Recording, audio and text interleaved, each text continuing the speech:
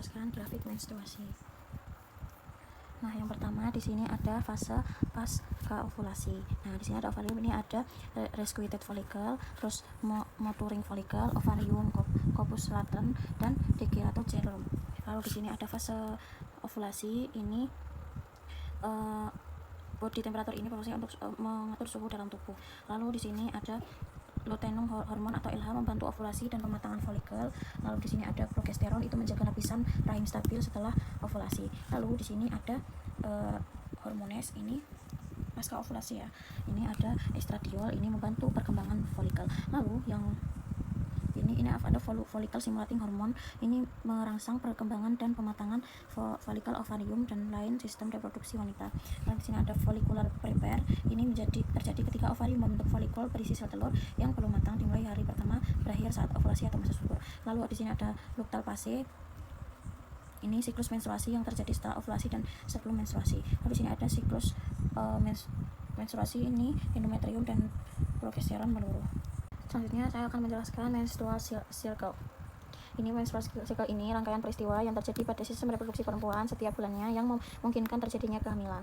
Nah, yang seperti hari pertama sampai hari ke-7 ini, menstruation terjadi ketika lapisan rahim meluruh dan keluar daripada saat itu kadar hormon estrogen dan progesteron dalam tubuh menurun. Nah, lapisan rahim yang menebar akan meluruh dan keluar dari vagina.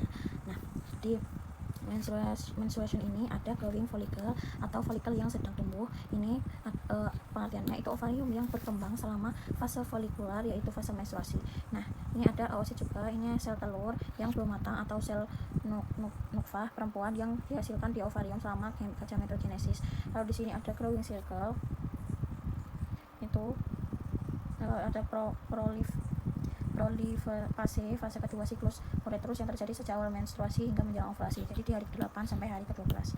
Lalu di fase ovulation ini ada proses yang terjadi pada siklus menstruasi perempuan. Sel telur yang sudah matang akan dikeluarkan dari ovarium dan masuk ke dalam falopi, dan masuk ke dalam tubuh falopi akan membawa sel menuju rahim. Pada tahap ini hormon estrogen akan memicu penebalan dinding rahim. Lalu di hari 16 sampai ke-28 ada sekretory fase atau fase sekretori, ini fase terakhir siklus uretrus yang terjadi bersamaan dengan fase luteal siklus ovarium.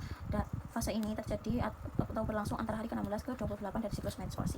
Nah, di sini ada corpus luteum, ini kumpulan sel yang sementara yang terbentuk di ovarium kita sehingga setiap siklus menstruasi jika masih mengalami menstruasi.